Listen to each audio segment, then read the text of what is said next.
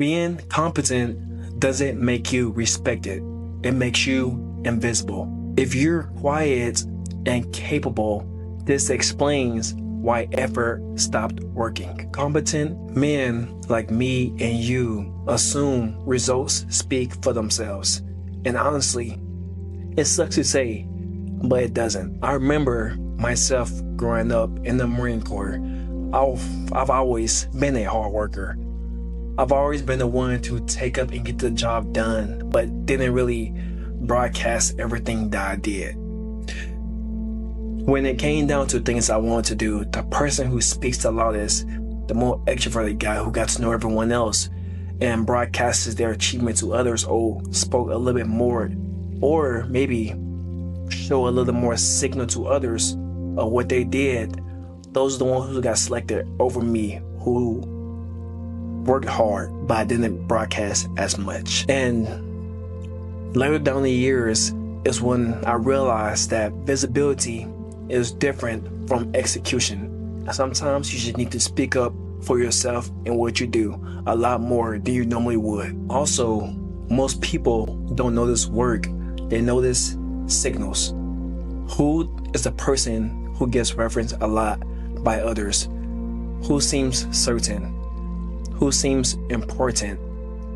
Who's the person who knows the best about this certain task or job? I want to break down some practical steps that you can take now to help you increase the amount of signal you show to others. That first one is name outcomes and not effort. Meaning that stop describing what you did and describe what changed. There's a good and a bad to this. The bad example is if you say something along the lines of, I did this work. A good part of that is I reduced errors by 20%. People track change and not labor. That second one is speak at the right moment. Introverted men wait until they're certain, but at that moment, most oftentimes than not, the room has been moved on. Here's some signal moments that you can use, that you can learn, or you can pay attention to when it would be best to say the right thing at the right time. During the beginning of a meeting, during the end of a meeting, when the result is delivered, or right after a decision has been made. One sentence is enough.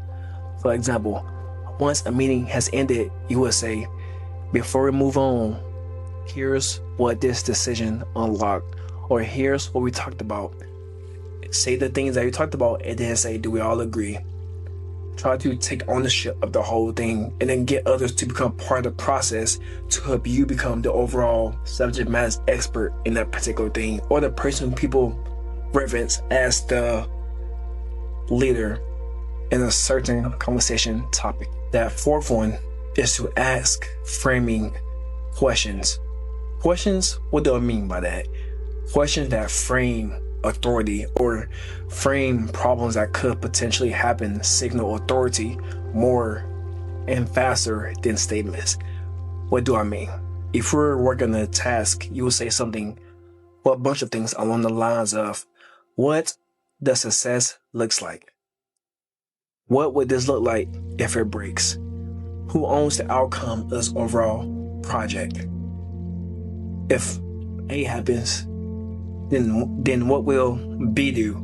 And then after B happens, what will C do? And go down the line and the line and the line after that. By doing those, framing the problem and thinking ahead as to what would happen after the fact, and probably thinking of doing things in a standardized way, which means a way that everyone understands that can be changed, then you'll be seen as a person who always thinks ahead. That fifth one is let others repeat after you. This is just high status behavior altogether. All you would do is just plant a thought or an idea early and then have others repeat you later. After someone repeats your idea, simply nod your head and say exactly. That sixth one, reduce mystery, not humility. Silence without context reads as absence. What do I mean by that? You don't need to explain everything in order to make your value more legible. What you need to do is know that one sentence be perfect work that nobody sees. But here's something you don't need to do to kind of get your point across. Don't over-explain. Don't justify. Don't narrate your process. Don't apologize for speaking. This is simply because signals themselves are short by design. It's a display of your actions, whether verbally or physically, that you can show others that you got the job done. That is your advantage as someone who doesn't speak much. Those suggestions I gave you above are something you can do now to take charge and push towards others to allow your signal to broadcast higher. Because simply put simply, you already do the hard part. You already do the work. You just don't label it. But once you label it with the signals I gave you above, people will assume that you're competent, that you have authority, that you're reliable, because now they can see you and what you did. Know that there's a difference between humility, which you think that you're practicing, and self-erasure. What's the difference between the two? Humility means that you're focusing on not centering yourself on a problem or a topic. Self-erasure is removing yourself completely to the point that no one knows that you're there. And that's exactly what you're doing right now. Remember this: authority isn't loud, it's legible. If you enjoyed this video, please subscribe if you think clearly and move quietly. Let's be honest. Being the absolute best at your job is the reason why you're stuck. In this video, I'm going to break down some of the reasons why you're stuck, why your hard work makes you even more stuck, and how to get rewarded from the hard work that you do. I'm also going to teach you the strategic shifts you need to make to break free and get the visibility that you deserve and get the leadership role that you earned. Let's get to it. So you did everything right. You learned the skills. You became the most reliable person on that team. When there's a problem at work, you're the person they call. When there's a fire in a project, you're the person they call to put it out. You became the office hero. You're the unsung hero that they all talk about the most. And that right there is the problem. This is what I call the indispensable employee paradox. The very reliability that makes you invaluable in your current role is precisely why you're unpromotable. To give yourself as a critical load-bearing wall in the building. You're so important to the way that things are right now that management just can't promote you because you're so valuable in that position. And if they do promote you, that create kind of like a massive self-inflicting headache. Your manager looks at you and think, if I promote them, who's going to do all this work? Maybe if I do promote them, I'll have to hire two and train two more. That'll make my life so much harder. So instead, they keep you in that position, and then you turn kind of to a competence paradox where it isn't just a real feeling. The feeling is dynamic. Promotions, especially leadership, aren't just about competence anymore. They're about perception. The game shifts from can you do the job to do you look like a leader? Hard work does the job. Visibility gets promotion. And if you're the guy with your head down doing all the work, clearing a mountain of tasks, you are by definition not visible. You're in the engine room and not on the bridge, and those who get promoted are on the bridge. This trap is held together by a couple of powerful myths that all high achievers believe in. Let's tear them down, because by believing in them, that will keep you stuck in that same cage. Myth 1, if I work harder, they'll notice me. The most dangerous lie of all. The reward for good work is almost always more work than performance punishment in a way, in its purest form. Every time you successfully handle something of your current workload, your leaders will see that you can handle more and pile more on top of you, which means that they don't see a future leader. They see a workhorse. They see a very different person than who you see yourself. You stay late. You answer those emails. You push yourself to the brink of fatigue, and it just doesn't do anything for you. Myth 2 is being busy is the same as being valuable. Our culture worships the hustle, the person juggling a couple of different tasks, doing a bunch of things. And what we call multitasking is a myth because it kills your effectiveness. Research shows that constantly switching between tasks, or otherwise known as context switching, can slash your productivity by as much as 4%. What you think of multitasking is just simply a rapid and efficient task switching. It drains your mental battery and it makes it impossible for you to keep focused on one strategic deep work task, which is the hallmark of being a leader. The person who is always putting out fires is seen as a great firefighter. But here's the thing, firefighters don't get promoted compared to architects. Architects are the ones who design a building, so that doesn't happen in the first place. Your constant busyness signals to the leadership team that you're a tactical doer and not a strategic thinker. Leaders aren't frantic, they're focused. They create leverage and they don't push the lever over and over again. Myth number 3, my good work will speak for itself. This is a lie, another lie that is false for any corporate environment, and dare I say, any environment in general. Your work doesn't have a voice. You have to be the voice of your work. Executives operate on a out of sight, out of mind basis. If they don't see a contribution or understand its impact, then you might as well not exist in their mind. Meanwhile, your peers, your competitors are in those meetings, in those briefings, offering suggestions, inputs, recommendations, build those relationships across the department. They're making sure decision makers know who they are, also associate with their peers as well, so that they know who they are. Meanwhile, you're working here. Promotions are risk-based decisions made by people who barely know you. They will always be on the person they're more familiar with, the person who has communicated their value over the unknown worker bee, no matter how productive that bee can be. So how do you break out of this trap? You don't work harder, you work smarter. You stop playing the hero and start playing the strategist. Here's a 3-step playbook that you can use now to go from an indispensable doer to a promotable leader. Step 1 is make yourself redundant. I know for some this can sound terrifying, but the best way for you to stop doing that same job you've been doing for a while and stop being chained to it is to make it a goal to build a system that can work without you. Start by documenting everything that you do. Maybe a simple how-to guide of your core tasks or SOP, something like that for what you do is good for now. And then identify a junior colleague or junior person within your workspace and start training them. Delegate to them the tasks, the lower impact, repetitive tasks that you kind of don't want to do. At first, it's going to feel like more work. Then you would think, I can do it so much faster by myself. You have to fight that impulse. Every time you delegate a task, it does 2 critical things. First, it frees up your time for higher value, more strategic work. Second, most importantly, it proves to management that you're not just a doer, you're a leader with talent, you're a multiplier. This core leadership skill, when your boss sees you train your own replacement, they no longer have an excuse to hold you back. Step 2, shift your language from output to impact. High performers talk about what they did. Leaders talk about what they achieved. This is a small change, but it's a powerful shift in the way you communicate and how you are perceived. Start reporting on your effort and start broadcasting on the results.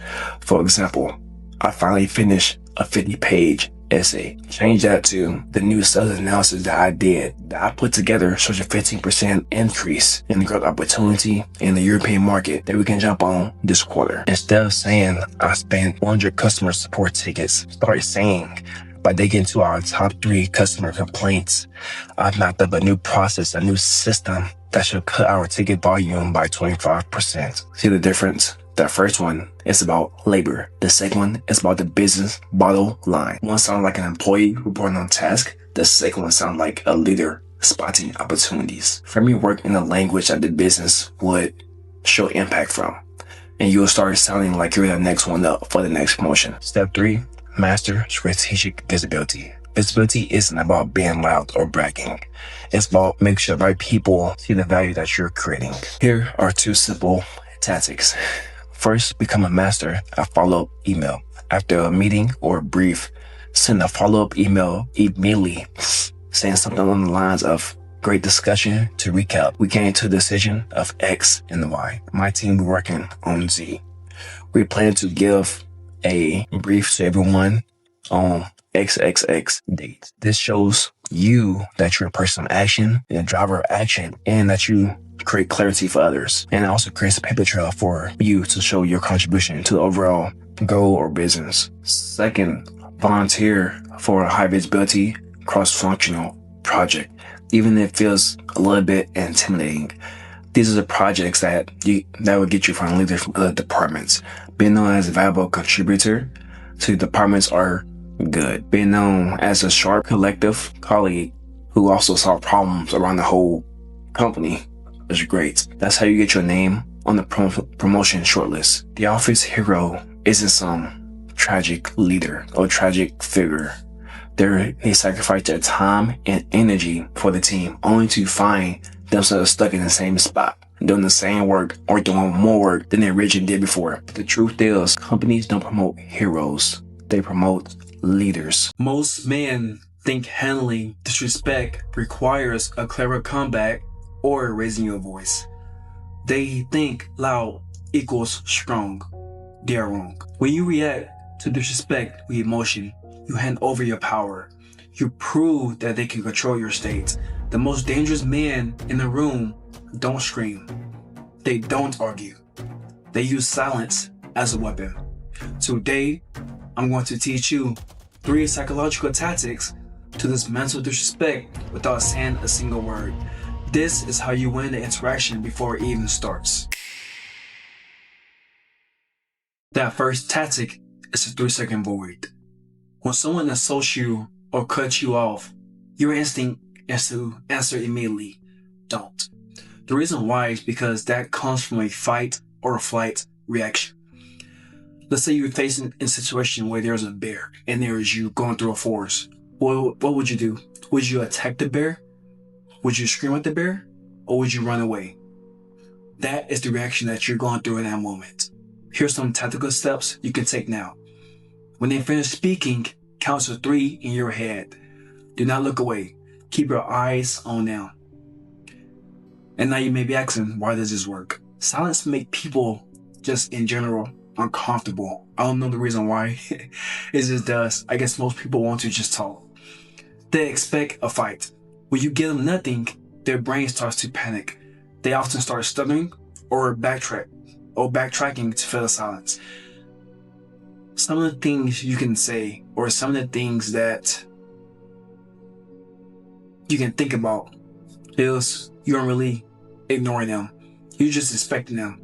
You're letting the disrespectful words hang in the air so everyone can smell them. Tactic number 2 is called the deadpan gaze. Most men look down or away when attacked because of social pressure. Here's 2 actions you can take now. Hold eye contact with that person, but soften your face. Do not frown and do not look angry. Look at them as if you're observing a strange bug. This is called withholding validation. Disrespect usually is a cry for attention. If you look angry, you gave them attention. If you look bored/neutral, you're saying you're not significant enough to upset me. And that 3rd tactic is the minimalist confirmation. Eventually, in a conversation or in an argument or whatever going on in that situation, you have to break the silence. But the mistake many people make is explain yourself by saying things like, "No, that's not what I meant." That's weak. A solution for that is just to simply use low effort responses. For example, we could say, "I see," or "You're entitled to have opinion," or just "Okay." It works because it's dismissive. It ends the loop. You aren't agreeing with them. You're just closing the file, just ending the argument. True authority isn't about proving you're right. It's about proving you're unshakable. Next time you are tested, and you will be tested, don't take the bait. Let the silence do the heavy lifting. If you want to build this kind of discipline in every area of your life, just subscribe. And there are more videos like this that you can use to help improve your life. Thanks for listening. Are you tired of being the most competent person in the room, but still getting ignored because your boss is the loudest? In this video, I'm going to give you 5 tactical ways that you can use to turn your introversion into your strength, helping you outmaneuver the loudest personalities and finally claim the authority that you deserve. The first move is silence. Loud leaders absolutely hate silence. They rush to fill every void, every moment with noise to make themselves feel in control. But you're going to do the exact opposite. You're going to use silence as a tool to project authority. Here's how. First, when you're asked a question, whether in a meeting or on a one-on-one conversation, simply take a micro pause, count in your head 2, 1, 2. After you get to 2, that's when you're going to say a response. This helps you avoid from reactive rambling and forces you to give a more clear, concise answer, which in turn to the person speaking to you show that you have pure confidence in what you're saying. Second, apply a 10-minute rule to any emotionally charged email or message. For example, your boss fires off to you a reactive, accusatory email. Your first instinct is fire right back in emotional way. But hold off for 10 minutes. This allows you to give a message with a clear head and craft a response that seems calm, logical, and factual. You look composed while they look volatile. Finally, use silence to control the room itself. The next time you're leading a key meeting, especially with a dense document, open by saying, let's all take a minute to review this in silence for the next minute, and then we'll dive in. This move is incredibly powerful. It instantly shuts down any fast talkers or those who's kind of winging it within those meetings. It establishes the playing field and establishes you as a delivering, commanding presence. The advantage here is undeniable. You become known as a person who is calm under pressure because you're less reactive and more strategic. Those are the exact qualities that senior leaders and boards value the most. Your second move is to weaponize your tendency to prepare. Loud, extroverted leaders often love to kind of wing it because they use their charisma, or they try to use their charisma to carry them through. But you're going to make that totally irrelevant. What you're going to do is control the game before it even starts. Your first tactic is agenda control. For any meeting that you lead, send out a clear agenda beforehand. But you're going to take a step forward. To give you an example, you're going to send out the agenda via email saying our goal is to decide between option A and option B. The pre-read is attached. I'll be asking Sarah for a take on the customer impact and Bob for his take on the technical side first. This establishes you as a SME, a subject matter expert in this particular situation, as well as helps you establish the entire conversation for how it began, which means that you will take the power away from whoever talks the most and give it to the people with the right information. Next, use written thinking as your primary weapon. This is a famous Amazon 6-pager method. For any major decision that you make, you write a clear memo outlining the problem, the data, and different approaches in your recommendation. The meeting will start with 10 to 20 minutes beforehand of silent reading. This is your introvert, like me and you, our secret weapon. It completely neutralizes the advantage of fast talkers and shift the focus from those who has the most persuasive or charismatic personality to who's thinking the clearest. Your ideals is backed by logic, and that will dominate the room before you even say a word. Finally, for every meeting that you attend, prepare 2 or 3 anchor points. On one page, write down the single key point you must land, one compelling story, and one data point to back it up. And one simple recommendation that you think of yourself or maybe you heard of, right, from others. This is an exact technique that many introverted CEOs use now in their companies to make the most massive impact that they can. Your third move is to reframe listening entirely. Loud leaders see listening as a waste of dead space between the chances to talk. You are going to see listening as your number one tool for intelligence gathering and influence. In fact, studies show that proactive introverted leaders who listen and empower their teams consistently outperform their extroverted counterparts. Here's your first tactic called structure listening. Next time when you're leading a meeting, Take the time to don't let it wander, but actually guide it. For example, you know some information hasn't been said, so you look for someone who knows that information. For example, you say, Prior, you work in this section, what do you know about it? This helps you build a team of alliances, as well as those same people who will feel seen and respected by you.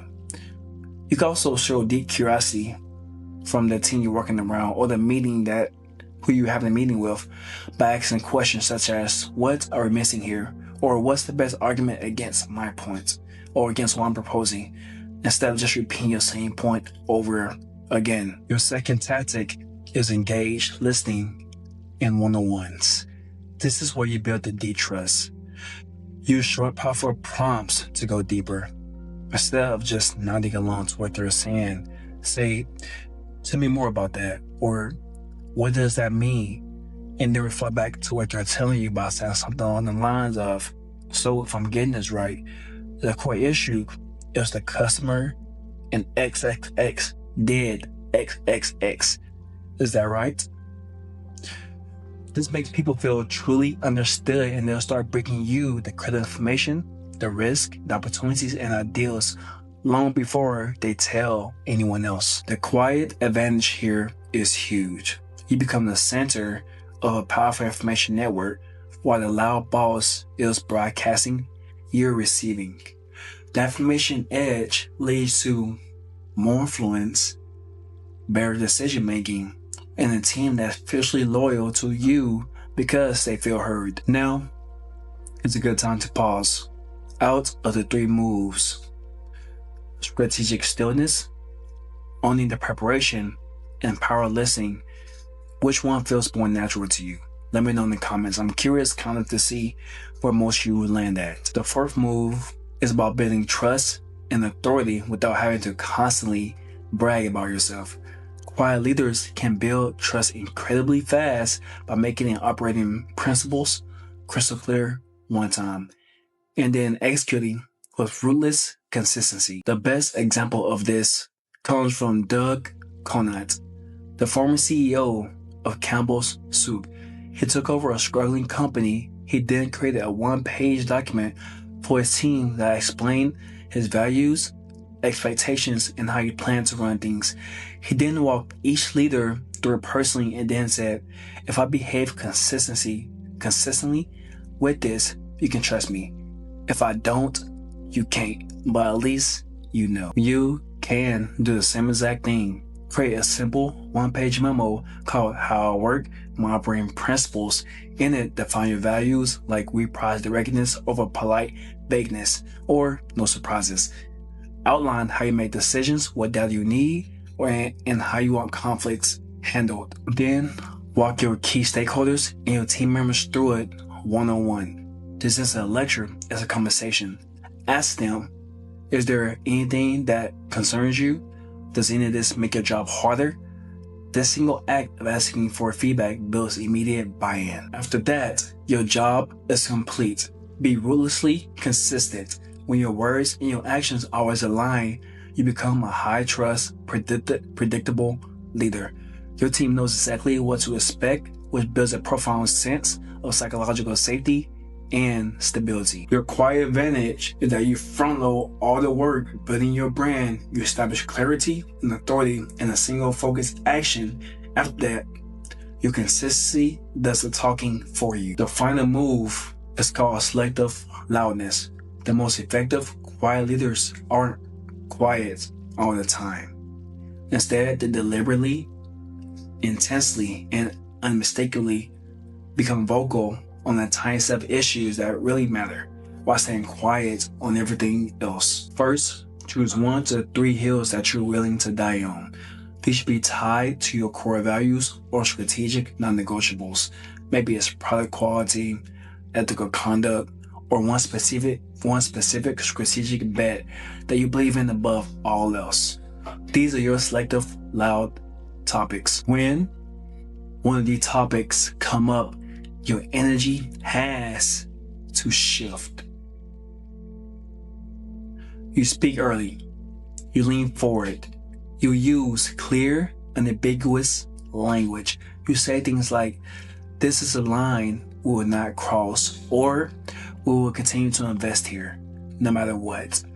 This isn't about yelling, it's about intensity and clarity. You're signaling that on this issue right here, there's no room for debate. Then, on everything else, you take a step back. On secondary topics, let others take the lead. Go back to being a listener and a synthesizer. You consider your introverted energy for the 5-star mission critical. This creates a powerful contrast effect. Your team and your bosses quickly learn that 95% of the time you're calm and reflective. But when your intensity rises, it means something. It signals to them and everyone else that this isn't just another issue. Your voice, because it's used deliberately, carries 10 times the weight compared to the boss who's loud about everything. The quiet advantage here is that you maximize your impact while also saving your energy. You don't need to become an extrovert. You need to be strategically loud when it matters the most. Let's take a moment to recap. Loud wins the moment. Quiet wins the long game. You don't need to be going all out, outshouting your boss. What you do need to do though is outthink, out-repair, and outlast them. If you found this playbook helpful, you're going to love my video about stop working hard because it's a trap. Click the link on the screen to watch that now. Even though you're introverted, many people want to be that go-to guy or woman, that person that everyone looks up to, that person who knows everything, and that person who knows all the answers to every question that ever comes up. If that's you, then listen to this video because I'm going to give you some things that I use in my time, in my career, in order to help me become a more valuable member of my team. The first one is think of the business long term. It's 5 ways of doing this portion. That first one is to develop a clear vision. What does that mean? Now, for the business, meaning that the more money you can make a business, the more money that you can earn yourself. Because if you can help a business make maybe 20K, 30K more a year, then that'll be more money for you to kind of gain a more competitive edge to get your promotions.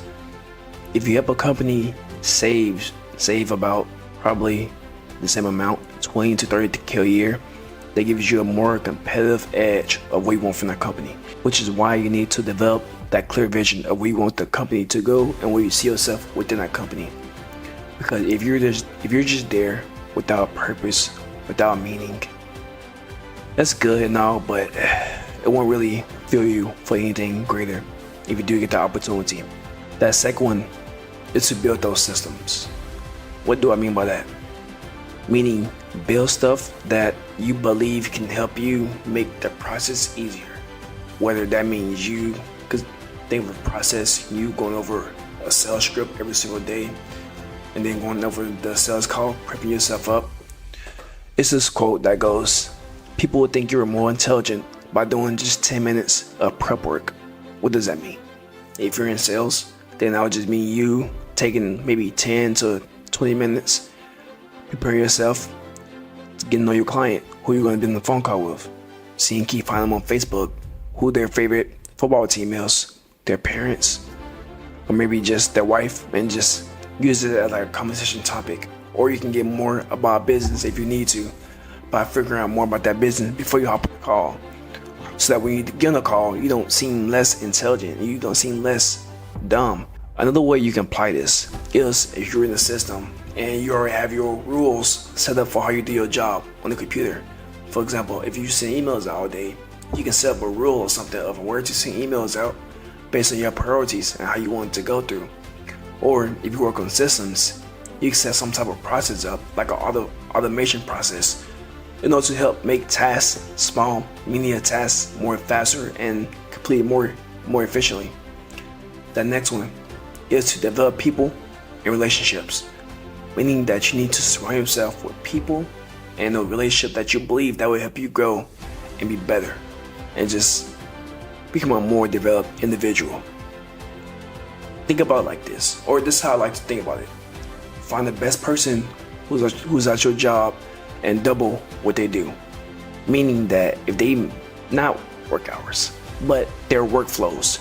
Meaning that if they can process up to 120 boxes a day for whatever job you're doing, see, can you process twice the amount of that? What can you do to maybe work harder, work faster? What can you do to double that process or work or grind a lot more harder? You may need to stay longer. You may need to work harder, but that's the price you need to pay in order to grow in the beginning. In the beginning, there's no shortcuts. There's no way to win except to go through hard work. So if you need to make those extra 200 calls, if you need to scan those extra 200 boxes for the experience, for the reps, in order to be better than a high performer, then do it. Because there's no other replacement than that. That next one is to stay adaptable and forward looking. Meaning to embrace that change. If things change, embrace it. Go full force with it. Don't just think about how the past is. Yes, you can take stuff off of the past and just put it into the pot of the future to make it better, and so things don't change too much in order to make it some, or have it maintain some type of familiarity. But don't be too stuck in the past that you won't take over the future. Essentially, that's how some companies are going towards AI. Now, they keep some of their core processes, but in the whole scheme of things, they're adopting more AI tools now to help them work more efficiently. That's what I recommend for you. That next one is thinking of the self versus thinking of the team. What do I mean by that?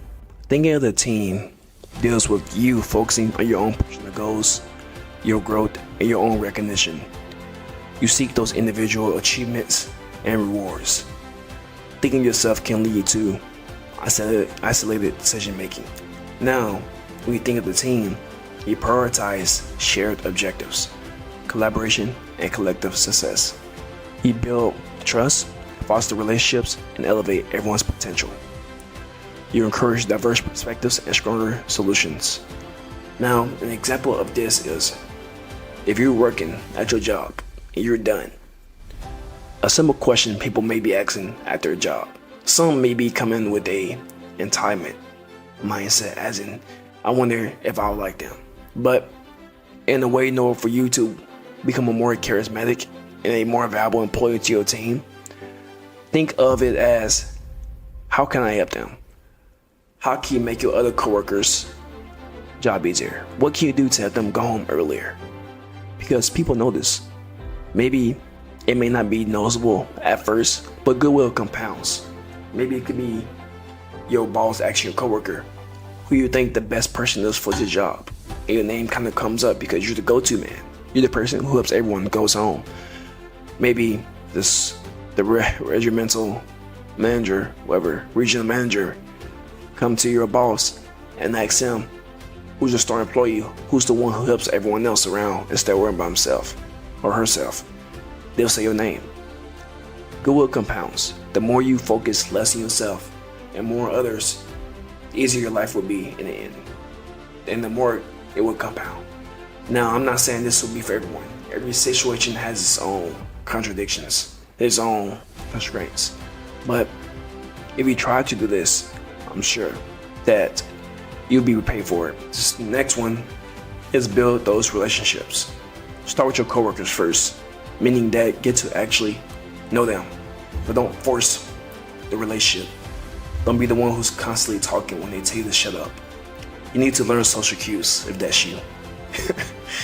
But try to get to know them, find out their hobbies, what their favorite food is, their favorite movies and games and stuff, and just try to be a good dude overall. Now, people get this confused with manipulation, but it's not. The difference between manipulation and leadership, or actually getting to know them, is just your intention of it. Just have good intentions always, because intention has a smell.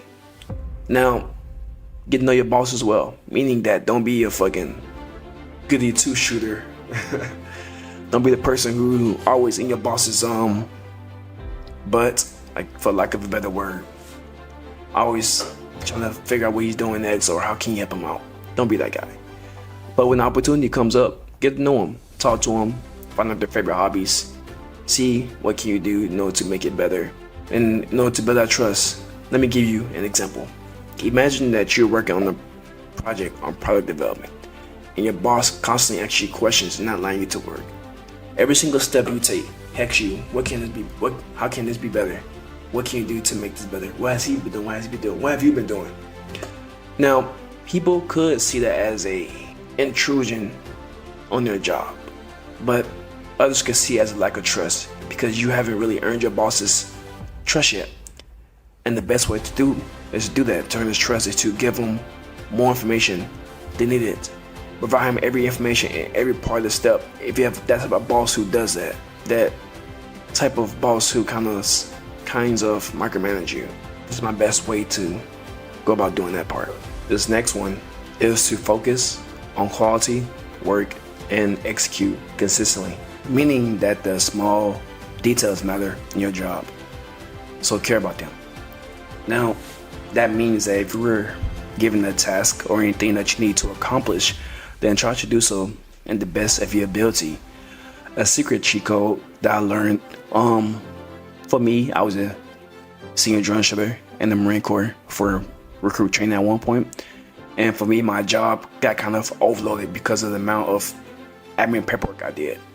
So I developed this concept called the focus inputs, meaning that out of everything going on, meaning for you, if you have to email Sam, email Bill, message your boss, get this project done, what can I do, to focus on that one project, one task at a time, and what inputs can I do to make it easier?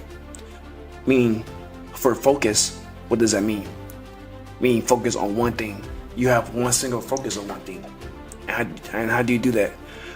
The only way to focus, the best way, is to eliminate distractions. Meaning to put your phone on do not disturb. Maybe put your blinds on, close your blinds, close your door, and just focus on that one job. Everything else, just eliminate it. Now, inputs mean that the things you can do in order to make that job go easier. Now, also, this changes your mindset from focusing on the outcome of a project to focusing on the actual process of it. So by focusing on the process of what you can do to make it go easier, you eliminate the anxiety, I want to say, from how a project is going to be towards the end or how long you have to finish, and you push that towards the present, which means you try to get it done sooner, which is now, by focusing on the process to get it done now. Now, I want to end this by saying that doing these things may not mean that you're going to be the first person to get promoted. It may not mean that you'll be seen in a favorable eye in your fellow coworker eyes, but you will be better. And 9 times out of 10, you will be seen more favorable and ready for that next promotion up if the opportunity comes. But that's all I got. Thank you for listening. Stay motivated. Have you ever been in a conversation or a meeting where you said something or did something that didn't make any sense, and then after you did it, you thought, dang, why did I do that? In this video, I'm going to give you behaviors that will help you appear more confident as an introverted man. Even I, myself, I'm not perfect, right? No one else. I find myself constantly questioning things I do, constantly asking myself again, why do I do these things? Or why did I say this thing? Ever since I was a young child. Because I'm overly self-critical of myself for everything I do. I want to be perfect, but I know that it's never achievable. But the closest way you can get there is by constantly being better and looking back at your actions, right? And these things I'm going to tell you are things that help me kind of ease that feeling of anxiety I may have gotten from just overthinking, from over criticizing the things I did in the past. And that first one being be charismatic, right? Charismatic itself is a bucket word with many different sub-behaviors under it. That first one, for example, it was to simply have steady eye contact. Meaning, look people in the eye, don't look around. Look at them long enough to show that you're listening, but not long enough to intimidate them. For example, look at them in between the eyes, maybe for like 10 seconds and look away as if you're thinking, then look back at them again. The next one is have calm composure, meaning that your shoulders relax, your chest is open, you have a still body, and you're not fidgeting, and they have your full attention. The third one is a genuine expression. When they say something or you say something and you feel as if you need to smile, they just hit like a quick smile, like, or if they say something that makes that you feel need to smile at, smile. It's up to you to try to figure out where you need to show those micro actions or micro behaviors within your face. But if you conversate a lot, then I'm sure you'll figure it out. Next one is have that focused attention. Don't when you talk to someone, don't scan the room, don't look around, don't be on your phone. Make people feel seen by looking at them and listen to words they say. And the last one is have composed silence, meaning that you're not afraid of pauses. Sometimes you have to let that stuff sit. Say something, let it sit for a little bit, and then continue on with the rest of the conversation. That second behavior is to command stillness. Most men, maybe like yourself, tend to think that confident men tend to move more, move faster, do more actions, right? But the main thing you need to understand is that the way for you to appear more confident as an introverted male is to do less. Meaning that the less you do, the more your presence will feel more solid. Because it essentially removes that wasted motion from doing many different things, and you only move when it serves a purpose. Now, what sub behaviors fall under commanding stillness? The first one is to punch your feet, shoulder apart, weight balance, and do not shift side to side. The second one is to keep your hand gestures slow, meaning that don't fidget around with your hands, do weird stuff like this, right? Don't do any freaking jazz hands.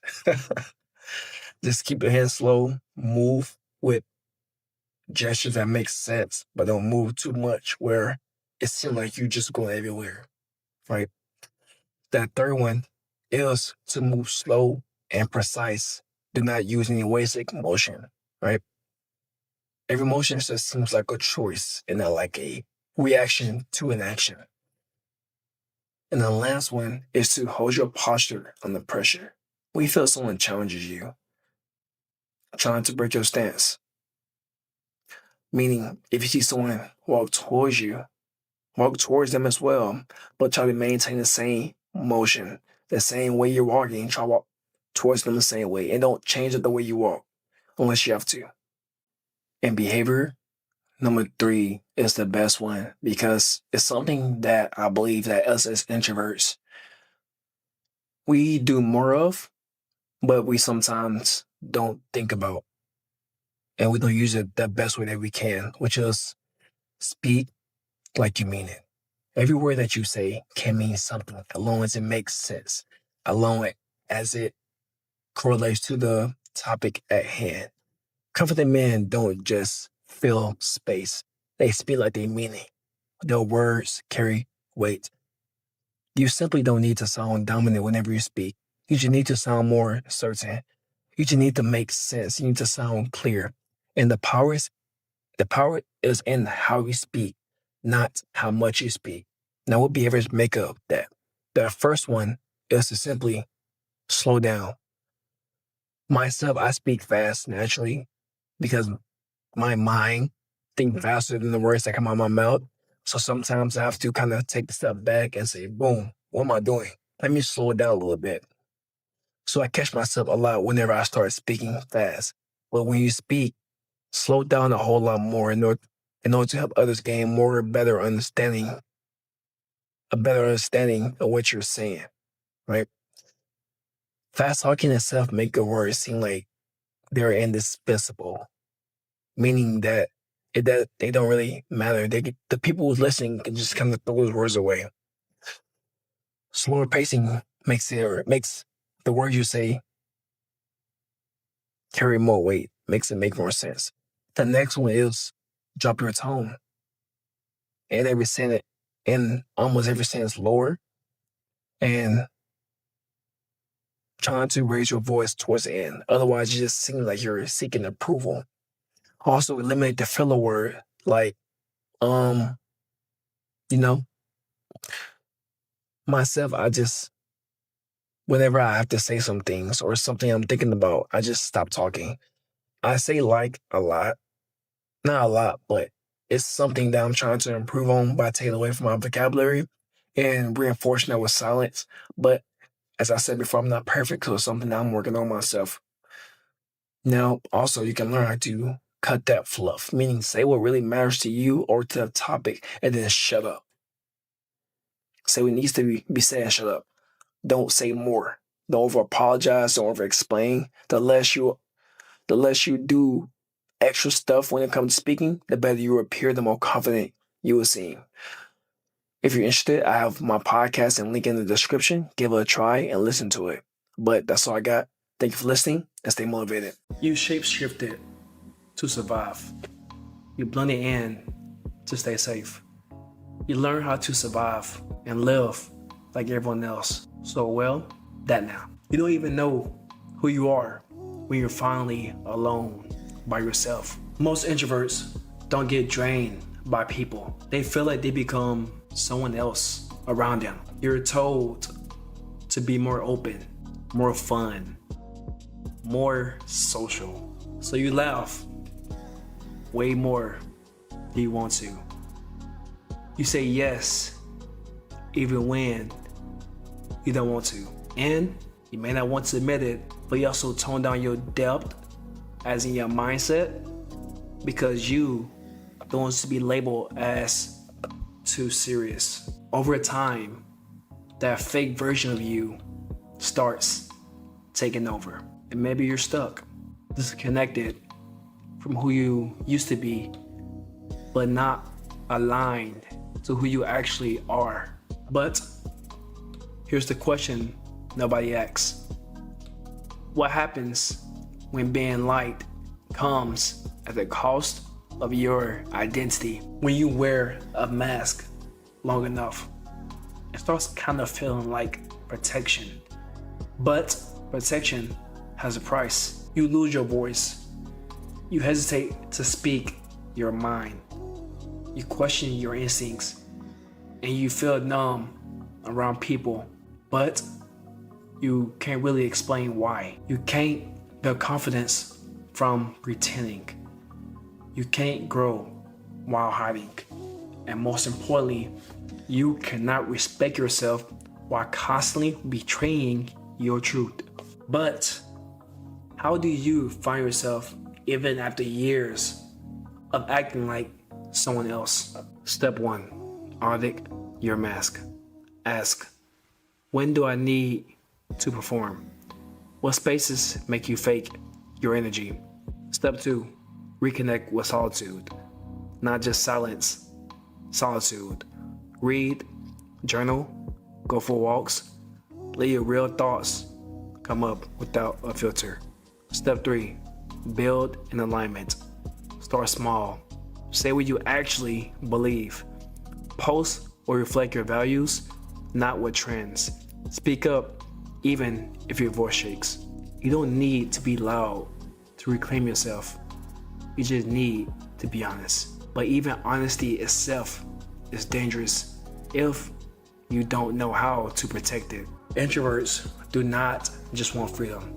They want psychological safety, a place to exist without needing to explain. Most environments are built for noise. They reward speed, charisma, and reaction. But you move slow. You think deep. You watch before you act. And that's your advantage, if you know how to protect it. Limit exposure to fake circles. Stop trying to be understood by people not equipped to see you. Build a quiet container around your growth. Your room, your routine, your digital space.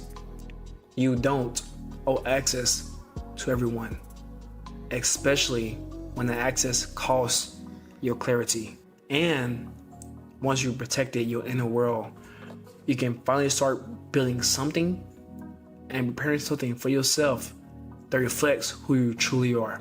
Micro actions that match your truth. Track identity, not just habits. Document your growth quietly. Becoming yourself is a silent revolution. No fireworks, no cheers, just a deep knowing within yourself that you're not pretending anymore. If you ever felt like you've lost yourself while trying to survive in the world, welcome.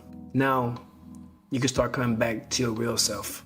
If this resonated with you, give the video a like and a comment and let me know in the comment section what you think about it. But thank you for listening and stay motivated.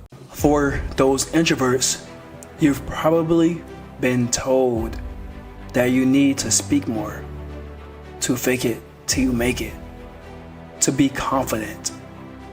But that's not performance. That's just you being fake. In this video, I'm going to break down how to build real confidence from within. In this video, I'm going to break down how real confidence is built. Even for me, when I was coming up in the military, I thought confidence was those loud, obnoxious people who was always the one to speak first, to speak the loudest, and to kind of force their way through. But over time, as I grew more and I learned more, these tips that I'm going to give you help me overall in life, whether personally and professionally. Introverts don't build confidence by trying to be extroverts. You build confidence by accepting you and your systems and the way you are for who you are, and building your whole day around that system and stop fighting it, right?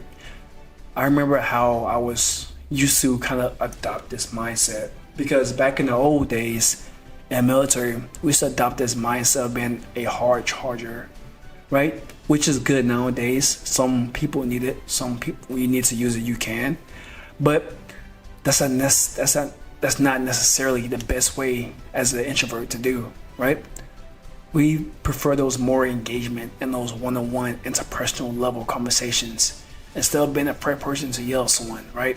Confidence isn't a trait. It's more of an output that you get from putting in the inputs into something.